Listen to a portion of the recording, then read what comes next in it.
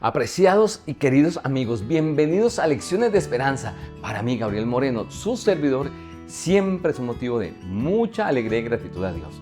Gracias por estar aquí, por juntos abrir la palabra de Dios.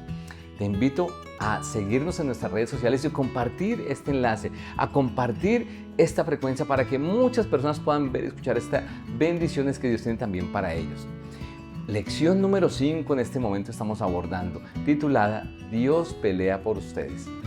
Para poder tener una cosmovisión correcta del gran conflicto y de algunos episodios de la vida del pueblo de Israel, como las conquistas que nos presenta el libro de Josué, es importante tener en cuenta algunos aspectos.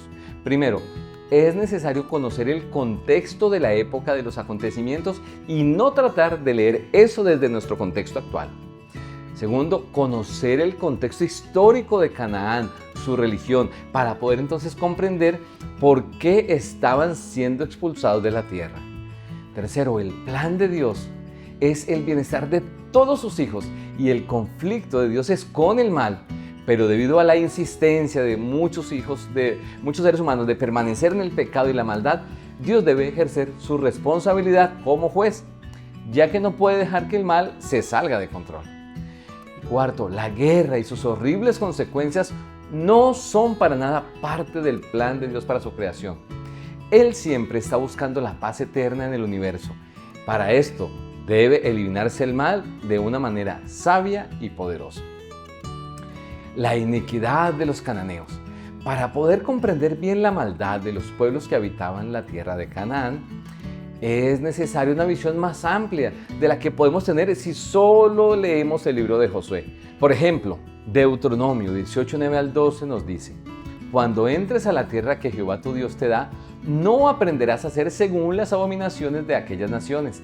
No sea hallado en ti quien haga pasar a su hijo o a su hija por el fuego, ni quien practique adivinación, ni agorero, ni sortílego, ni hechicero, ni encantador, ni adivino, ni mago, ni quien consulte a los muertos. Porque es abominación para con Jehová cualquiera que hace estas cosas, y por estas abominaciones Jehová tu Dios echa a estas naciones de delante de ti. Según lo descrito en textos antiguos de la ciudad de Ugarit, se nos da más información acerca de las formas de la religión en la cultura cananea. Nos deja claro que la sentencia de Dios sobre este pueblo, como siempre, es justa de parte de Dios. Dios libera a Israel de Egipto cuando los cananeos han llegado al límite de la paciencia de Dios. La religión cananea giraba alrededor de la creencia de relaciones sexuales entre sus dioses, lo que abrió el paso para la prostitución religiosa en ese contexto cananeo. Realizaban actos de depravación sexual con la supuesta excusa de motivar a sus dioses para promover la fertilidad. A esto se le sumaba también la homosexualidad en esos rituales que ellos manejaban. También se destaca el sacrificio de niños a sus dioses como parte de sus rituales religiosos. A estos pueblos Dios les dio más de 400 años de misericordia para que se arrepintieran. En este tiempo tuvieron el privilegio de conocer a Dios y también su plan para con ellos. ¿Por medio de quiénes? Pues por medio de los patriarcas que vivieron entre ellos. Pero en lugar de ellos aceptar eso, seguían desafiando a Dios. Cuando su maldad alcanzó el límite, el Señor intervino con su juicio. El juez supremo. La santidad del carácter de Dios dice que Él no tolera el pecado. Es cierto que Dios es paciente, pero el pecado debe cosechar su consecuencia final, como dice Romanos 6:23, que la paga del pecado es la muerte. El Señor tiene declarada la guerra al pecado sin importar dónde éste se encuentre, ya fuera en Israel o en los cananeos. El hecho de que algunos pueblos participaran en conquistas ordenadas por Dios no santificaba a esos pueblos ni a Israel ni a ninguna otra nación, ni aun cuando estas eran usadas por Dios para ejecutar sus juicios contra el propio pueblo elegido de Dios. El castigo de Dios vino contra los israelitas cuando Dios no luchó por ellos, sino contra ellos, permitiendo que sus enemigos los derrotaran, como sucedió en la batalla que se dio contra la ciudad de Ai, que es descrita en Josué 7. Desde el concepto de Dios como juez, las guerras de conquista de Israel de antaño adquieren un carácter completamente diferente. en contraste con las guerras imperialistas motivadas por el deseo del orgullo propio del humano. Son tan comunes en la antigüedad esto, y en nuestros días también se da, pero pasa algo: las guerras de Israel no estaban destinadas a alcanzar la gloria nacional, sino a establecer la justicia y la paz de Dios en la tierra. Por lo tanto, en el centro de la comprensión de las guerras ordenadas por Dios estaba su gobierno, su soberanía implícitos y su caracterización como guerrero, como rey, como juez, peleando por su pueblo. Despojar o quitar. Otro tema que trabajamos durante la semana. El propósito original de Dios para los cananeos no era que fuesen aniquilados, sino que fuesen desposeídos. Números capítulo 33, versículo 51 nos dice: habla a los hijos de Israel y diles: cuando hayáis pasado el Jordán y entrado en la tierra de Canaán, echaréis delante de vosotros a todos los moradores del país y destruiréis todos sus ídolos de piedra y todas sus imágenes de fundición y destruiréis todos sus lugares altos. Los pasajes que acabamos de leer en versículos 51 y 52 describen la forma en que Israel tuvo que involucrarse en las batallas de la conquista. Y ahí utiliza términos que hablan de desposesión, expulsión, dispersión de los habitantes de la tierra prometida. Es en este contexto también que se hacen presentes términos que expresan allí destrucción, y tiene Israel como sujeto de la acción.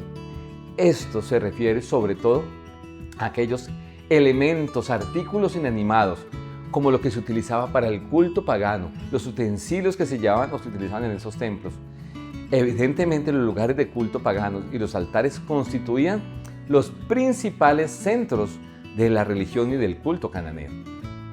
Esa intervención militar por parte de Dios a través de Israel estaba enfocada principalmente hacia la cultura y la sociedad corruptas de Canaán. Esto para evitar la contaminación, Israel tuvo que destruir todos los elementos que propagaban la corrupción.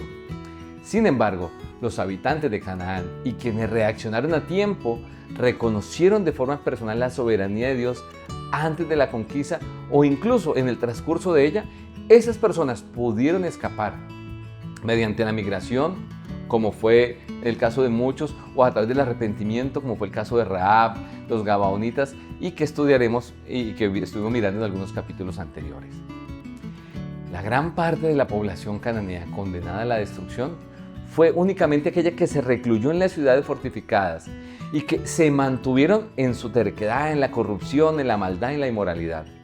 Y de forma reiterativa se mantuvieron en rebelión obstinada contra el plan de Dios para ellos y endurecieron su corazón, como pasó con el caso de Faraón. Esto que acabamos de ver contrasta con el trato que se dio a los agricultores y pastores que estaban fuera de las ciudades fortificadas. Aquellos tenían dos opciones: una, reconocer el poder de Dios que guiaba a Israel y buscar misericordia, salvación, mantenerse, o la otra opción de ellos era que mantenerse en su rebelión y buscar refugio, ir a la ciudad y quedarse con el resto que se mantenían en su rebeldía contra Dios. Pero esto implicaba tener que enfrentar el juicio de Dios. Todo eso nos da evidencia de que el propósito inicial de Dios era el despojo y la eliminación, ojo, y aclaro esto, de los elementos que llevaban a las personas a la corrupción y a la idolatría. También esta semana hablamos de la libertad de elección. Nunca debemos olvidar que estamos inmersos, que estamos siendo participantes del gran conflicto entre el bien y el mal. Pensar en una posición neutral en medio de este no es posible. Solo se puede estar o de parte de Dios o contra Él. Si hacemos nuestra decisión por parte de Dios, esto nos va a conducir de manera linda a la vida eterna. Pero si llegamos a decidir la otra opción, que también nos da la libertad del Señor de hacerlo, recordemos que nuestro fin inevitable será la muerte eterna. Es muy importante, mis apreciados, tener presente que Dios no programó a sus criaturas. Dios no te programó a ti para que lo amaras, lo obedecieras. Y esto conlleva a que existe la posibilidad de que las criaturas puedan tomar decisiones, aun si estas son malas. Decisiones que van en contra de la voluntad de Dios y que puede traer como resultado consecuencias negativas. Eso hace parte de la libertad.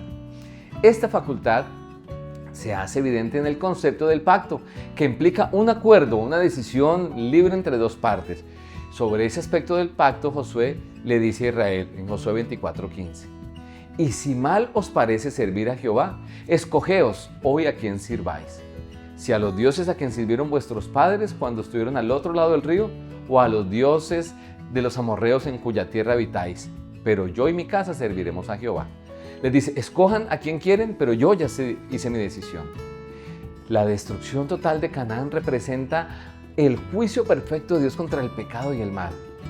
Dios en esa ocasión delegó en su pueblo escogido, que era el antiguo Israel, un momento especial de la historia, la toma de la posición de la tierra prometida y la ejecución de sus juicios.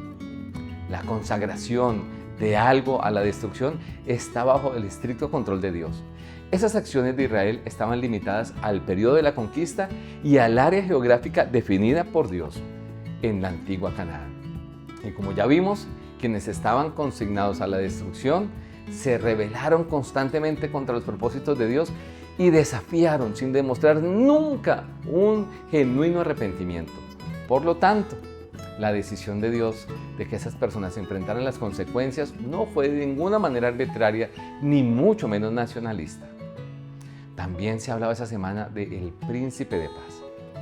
Aunque en esta lección hay un tema que es reiterativo, que se destaca, y es la guerra, en este tema también aparece la guerra entre el bien y el mal, las batallas de conquista con las cuales Dios ejecutó sus juicios sobre aquellos que decidieron permanecer en la rebelión y en la unidad con el mal.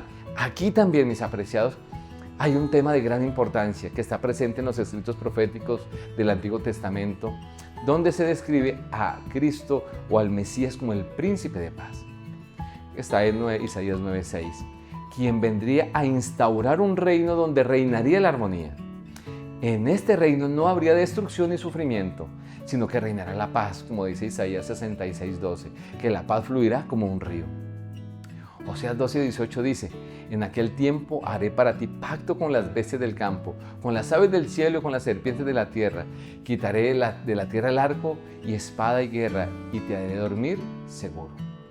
Aquí nos dice Dios que erradicará los elementos de guerra. También nos dice la Biblia que los planes de Dios estaban allí, que estas herramientas de guerra se convertirían en elementos ya no de destrucción, sino de productividad. Un ejemplo de esto lo tiene en Miqueas, capítulo 4, versículo 3. Dice, y él juzgará entre muchos pueblos y corregirá a naciones poderosas hasta muy lejos y convertirán sus espadas en asadones, sus lanzas en hoces. No alzará espada nación contra nación, ni se ensayarán más para la guerra. Este plan de Dios está presente en historias bíblicas como la que se relata en 2 de Reyes 6, donde el profeta Eliseo alimentó al ejército sirio en lugar de acabarlo, mostrándoles el plan que Dios tenía también para ellos. Luego de este acto de bondad de parte del profeta, la Biblia dice que las cuadrillas de Siria no volvieron más a la tierra de Israel. Todo esto muestra el ideal de Dios para todas sus criaturas, y es la paz, que es el objetivo final del conflicto cósmico, que es, en última instancia, restablecer la paz y la armonía eterna. En resumen, podemos decir que la conquista de Canaán solo vino luego de un periodo de gracia para la salvación de estos pueblos. También podemos decir que con estas conquistas Dios se proponía eliminar el pecado y todos los elementos que pudieran llegar a alejar a sus hijos del amor y el plan de vida plena que tenía Dios para ellos. Siempre tendremos la posibilidad de elegir de qué lado del conflicto vamos a estar. No hay sitio neutro. Hoy te invito a que con la dirección de Dios elijamos bien. El propósito final de Dios es paz y armonía en su creación y para todos sus hijos por la eternidad. Ojalá podamos aceptar ese plan. Dios dirigía y guiaba y peleaba por su pueblo, y Él quiere hacer lo mismo por ti. Dirigirte, guiarte, protegerte. Oremos. Buen Dios, gracias por tu amor. Gracias por mostrarnos, Señor, que hay una lucha contra el mal. Permítenos despojarnos de él, soltarlo, para poder abrazar y tomar el plan de armonía, paz y bendición que tienes para nosotros. Llena la vida de cada persona que ve y escucha este contenido de esa paz, de esas bendiciones y de ese amor. Pues lo pedimos en el nombre bendito de Jesús. Amén. Dios te bendiga y te guarde. Un abrazo grande y te esperamos en el próximo capítulo de Lecciones de Esperanza.